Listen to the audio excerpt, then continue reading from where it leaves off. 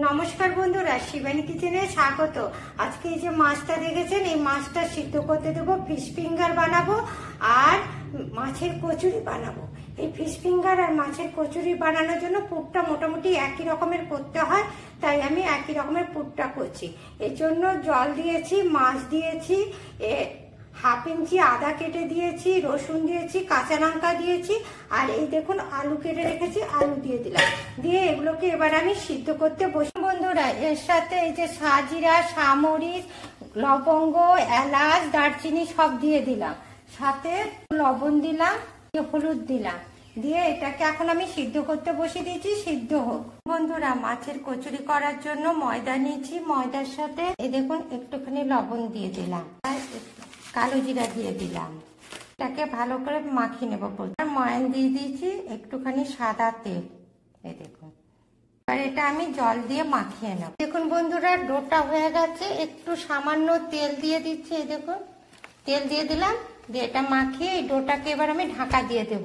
দিয়ে এই যে মাছটা ছাড়িয়ে এবার পুরটা করে নেব। এই যে মাছ দেখছেন, এই মাছ, আলু, আদা, রসুন এই মিক্সিতে পেস্ট করে নেব।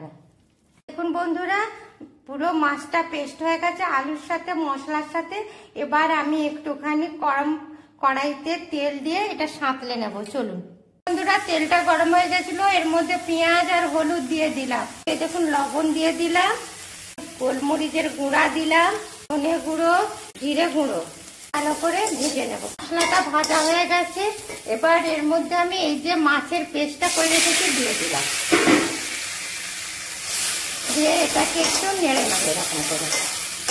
বন্ধুরা, পুরটা হয়ে গেছে, এবার আমি এটা নামিয়ে নিচ্ছি, দিয়ে এবার লুচিটা বেলে নেব।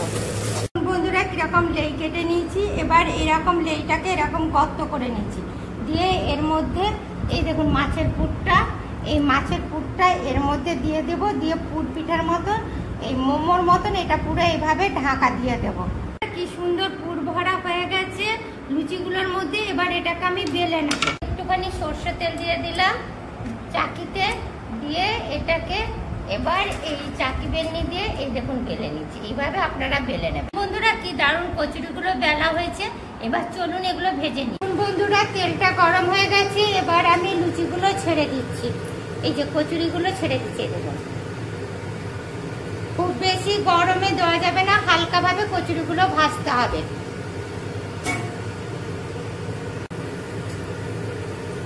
ঠিক আছে, কি সুন্দর ফুলে উঠলো, দেখুন হয়ে গেছে, এবার তুলে নিচ্ছি। আপনারাও ঠিক এইভাবে কচুরিগুলো ভেজে নেবেন। দেখুন বন্ধুরা, কি দারুণ মাছের কচুরি হয়েছে, দেখেছেন? আপনারাও ঠিক এইভাবে মাছের কচুরি করবেন, দেখবেন দারুণ খেতে লাগছে। আর আমার এই রেসিপিটা আপনাদের যদি ভালো লাগে তবে লাইক করবেন, কমেন্ট করবেন, শেয়ার করবেন। Thank you.